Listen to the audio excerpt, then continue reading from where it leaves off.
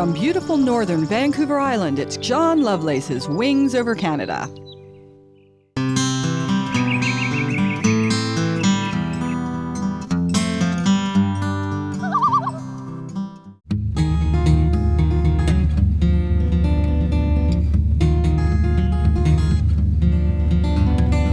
Wilderness in rural Canada is a nice place to visit, retire, and vacation. But let's face it, how can you pack up that city job to eke out a life in the bush?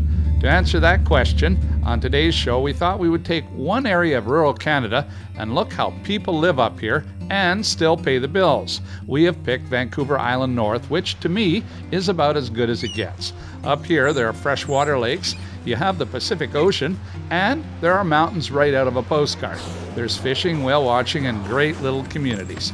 The gateway to this area is Campbell River, which is a booming city. But up the highway, just a little ways to the north, there are the little communities of Port Hardy, Port McNeill, Port Alice, and Winter Harbor, where life beats to a more relaxed tempo, and so do the jobs. Our first visit on the way north is to Telegraph Cove, where we visit Jim Borrowman.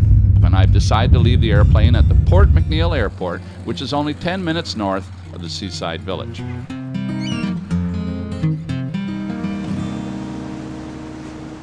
So you've had this boat for 28 years? 28 years, yeah. Well, it was originally built by the Washdell family of Telegraph Cove. It was their lifelink, everything they did.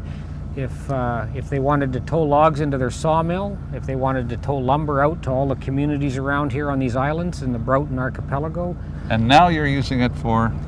We do the eco-tours, whale watching, and all the other wildlife in this incredible area. And you make movies with this boat? Yeah, we do everything. Oh, we've worked on it now for 10 years. We've been doing a pretty major refit every winter. We've rebuilt just about everything on the boat. We've got at least 2 more winters to go.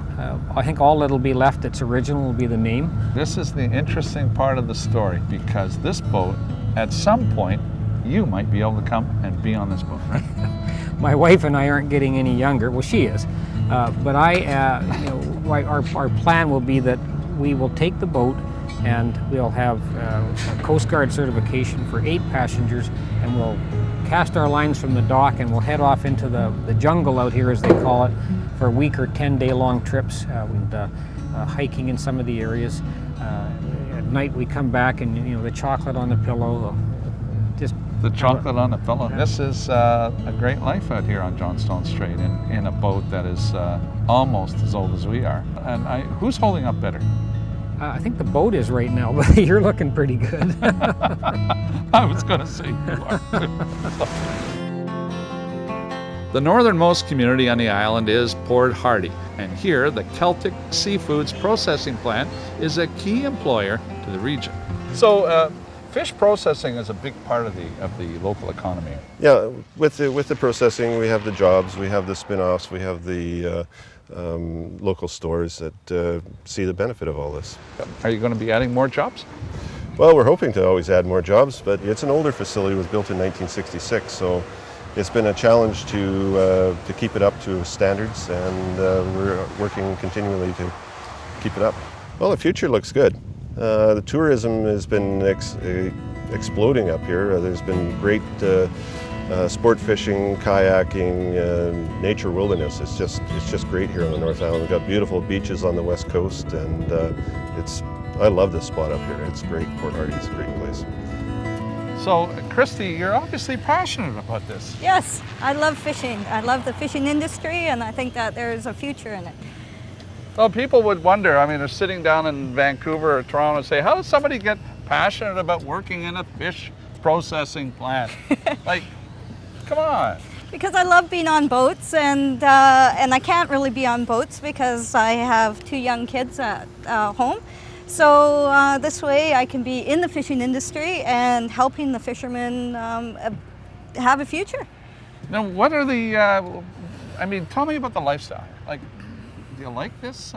I love it because it's always different. It's different every single day. It's great. We never know what's going to come in Tuesday. We never know what, like the Ocean Rebel, we don't know what he's going to bring in when he does bring in his catch. He'll call us up and he says, we've got 50,000 pounds of fish on. We don't know what's going to come off of that boat. And you can see lots of really neat things that come off, and we can see people being employed, and we can see a future.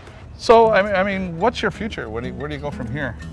Well, I'm working on my third year in business business administration degree, and I hope to come back here and keep the future going. So, lady with a plan, and I think I'll come back here in a few years and you're going to own this town. I really do, Christy. I don't know about owning this town, but I think, we'll definitely be here and promoting fishing still. So, keeping the future going.